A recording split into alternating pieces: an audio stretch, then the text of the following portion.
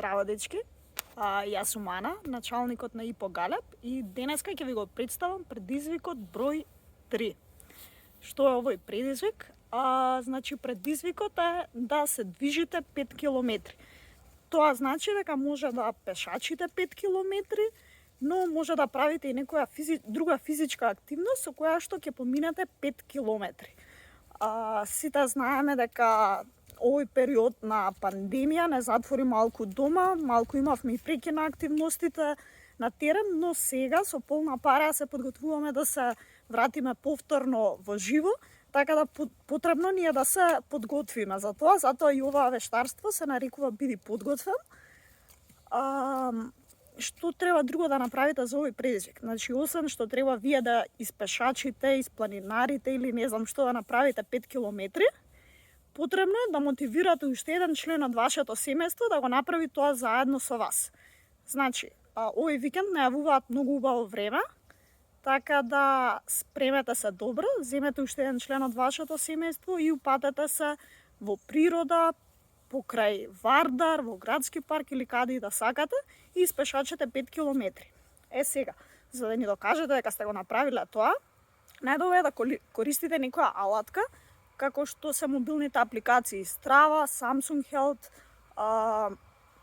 Nightclub Run или некоја друга апликација и преку неа да снимите да го снимите вашето пешачење. Сега ќе ви покажам како се прави тоа. Како да започнете да мерите.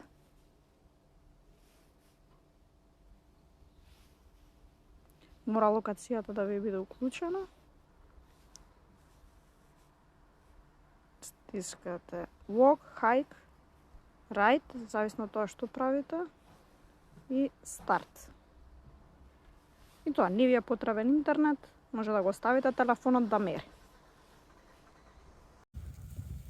Јас за мојот предизвик избрав да планинарам и тоа на водно. Многу го сакам водно и затоа одлучив тука да ги поминам моите 5 километри. Вие може да изберете, како што реков, и некоја друга активност што ќе вклучува движење.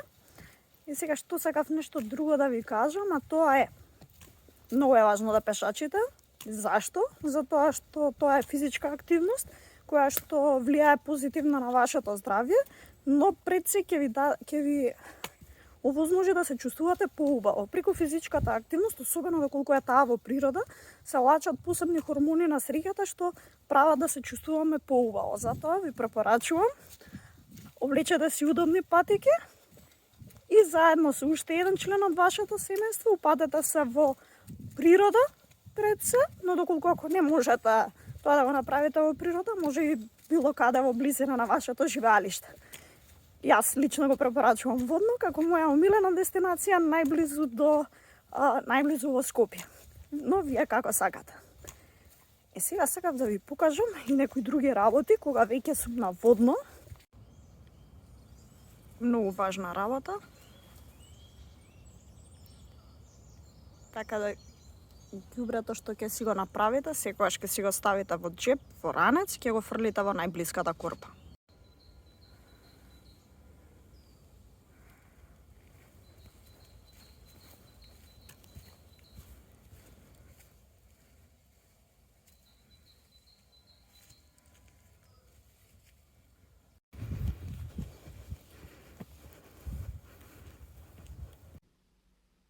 Еве вака да видите сега како изгледа. Веќе кога го завршив овој хајк, односно прошетка, на Strava е забележано колку километри си изодел. Јас малце претерав. Еве може да видите тука. Се си е запишано колку е совладано надморска височина, 710, брзината со која што сум се движела и целосното време на движење од почетната точка, стигање на врв на водно и враќање. Интересна апликација, може да си ги сочувате сите ваши прошетки, хајкови, возење точак и слично. Така да ви ја препорачувам и сега облечете удобни чевли, спремете се добро, земете си очила за сонце и надвор во природа да се прошетате 5 километри и да ни испратите потоа скриншот дека сте го завршиле третиот предизвик. Се гледаме. Чао.